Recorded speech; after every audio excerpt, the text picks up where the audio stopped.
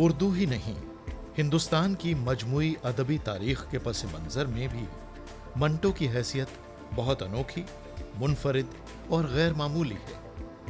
उन्होंने हमारी मुआशरती जिंदगी के एक निहायत संगीन दौर में आंखें खोली और एक ऐसी फिजा में अपनी कहानियां लिखी जब तरक्की पसंद अदब का चर्चा बहुत आम था और मंटो के कई बड़े तरक्की पसंद मुआसिर मंटो की तरक्की पसंदी पर शक करते थे। उन्हें सख्त आजमाइशों से गुजरना पड़ा। उनमें सबसे बड़ी आजमाइश 1947 में मुल्क के बंटवारे की थी। लेकिन ऐसे आसाब शिकन माहौल में भी मंटो ने बहुत सी लाजवाल कहानियां लिखी। उन्हें शोहरत और मकबूलियत भी अपने तमाम हम असरों से ज्यादा मिली। मंटो ने फिल्मों के लिए भी लिखा, मगर उनके माशी हालात बिलोमूम खराब गुजरे। आसाब पर ज्यादा दबाव के नतीजे में मंटो ने अपनी सेहत बर्बाद कर ली। दीवानगी के दौरे और शराब नोशी की कसरत ने उन्हें हमेशा बेचैन और परेशान रखा। लेकिन उन तमाम बातों के बावजूद उर्दू अफसाने के उफक पर मंटो का नाम सबसे ज्यादा रोशन है। मंटो की जिंदगी और उनका फन दोनों ने हिंदुस्तानी फिक्शन का सर बुलंद किया। मंटो की हैसियत एक आलमी विरसे की है। सन 2012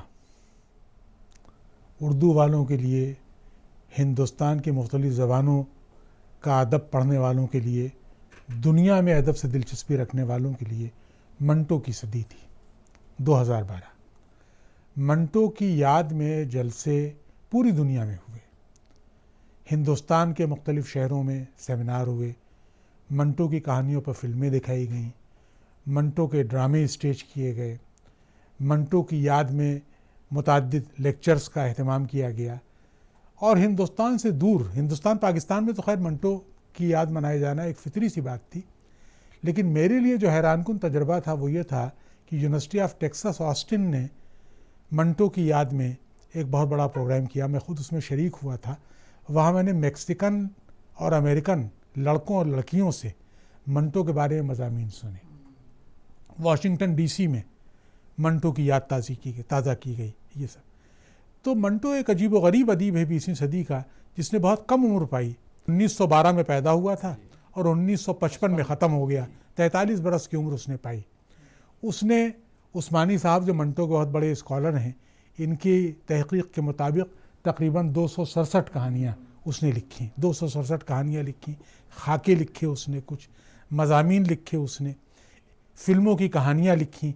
एक फ़िल्म जिससे उर्दू वालों को भी बहुत दिलचस्पी हुई वो गालिब पर सोहराब मोदी की फ़िल्म है, जिसकी कहानी मंटो ने लिखी थी। मंटो ने बहुत से फ़िल्मी अदाकारों के खाके लिखे। श्याम का खाका, नसीम का, परी चेहरा नसीम का खाका, नूरजहाँ का खाका, अशोक का खाका, ये सब उसके दोस्त थे। मंटो की एक अजीब गरीब तूफ़ानी ज़िंदगी थी। मंटो जिन तजर्बों से गुज़रा, उसके घर वाले खासे खुशहाल पढ़े लिखे घराने से उसका ताल्लुक़ था। उसके भाई बैरिस्टर थे, लेकिन मंटो ने ख़ुद अपने लिए एक गैर महफूज गरीबी की ज़िंदगी का इंतखाब किया। यानी उसने अव्वल तो यूनिवर्सिटी में बाकायदा तालीम उसने हासिल करके न दी, घर वालों के कहने के बावजूद। हाई स्कूल तक उस शख्स ने पढ़ा था।